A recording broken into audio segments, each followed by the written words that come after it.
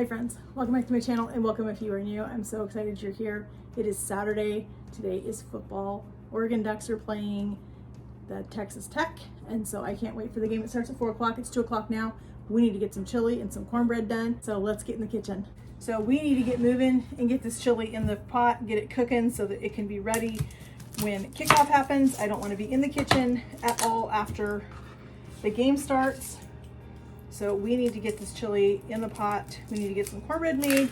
It's a really tasty chili. This one actually uses 2 kinds of beef in it. I like having the different textures of ground beef as well as like a chopped up kind of a steak or something like that. So this is a really finely diced steak that we're gonna put in there. So you'll have these 2 different textures.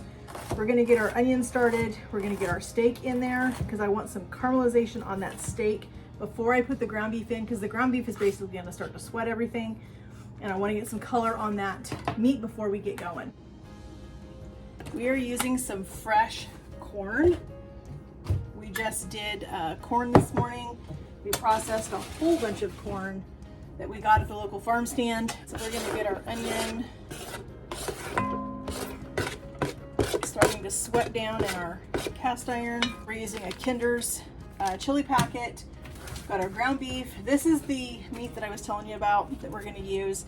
Use this for like carne asada, that kind of stuff. So we're gonna use that. We've got a couple cans of tomato sauce, a couple cans of chili beans, a can of Rotel. We're gonna go ahead and get our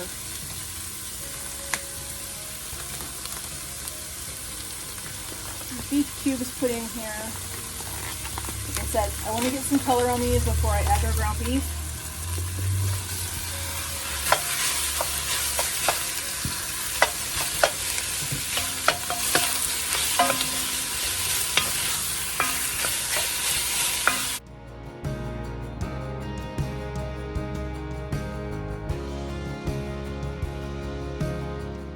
I'm gonna go ahead and put my seasoning packet in before I put my ground beef in, because I like to toast the spices with the meat. So we're gonna mix that up. Oh wow, friends, that smells amazing. I've never used the Kinder's chili seasoning before, but that smells incredible.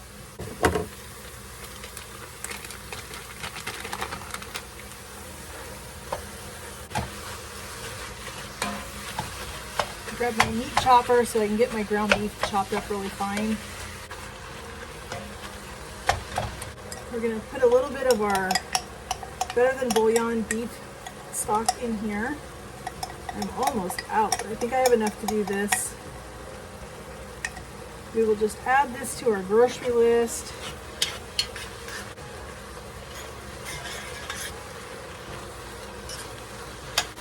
All right, let's go ahead and put our 2 cans of chili beans.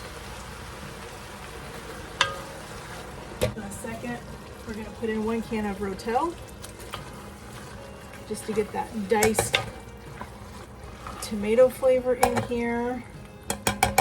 We're gonna put in a can of black beans. I'm gonna drain them real quick.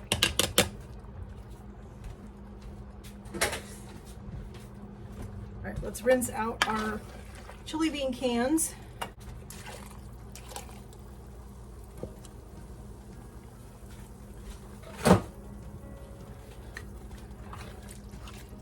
Give this a stir. This looks like a really good pot of chili, friends. All right, let's put in 1 can of tomato sauce. We'll put a little water in this and rinse it out.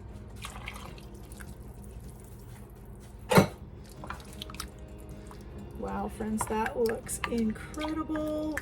We're using fresh corn that has not been cooked. It's only been blanched. I'm gonna go ahead and put it in now.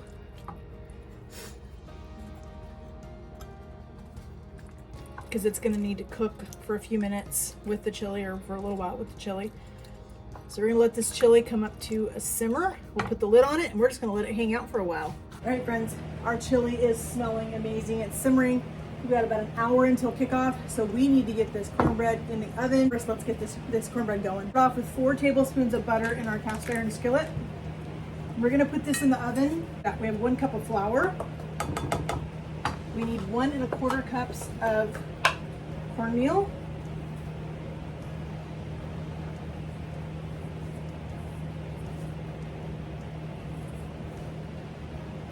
There's one.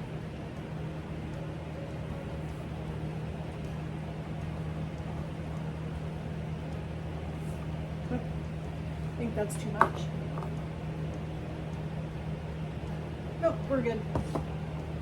All right, so there's that. We need 1 tablespoon of baking powder.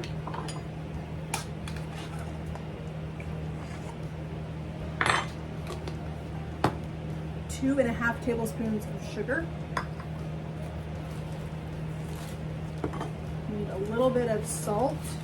We're gonna put in a little bit of salt. We have 1 stick of melted butter. We're gonna mix our eggs in with that. Second egg. So we're making a cornbread similar to the cornbread that my mother-in-law used to make. We lost her in 2003, but she used to make a cornbread that had cream of corn in it. And my husband was like, we need to have that tonight with our chili. So I looked on Pinterest, of course, found a recipe that sounded very similar, although my mother-in-law did not put sugar in her cornbread. She was from the South, but we're just gonna do it this way. It's gonna be fine. We're gonna mix this all together. We're gonna add in our cream of corn.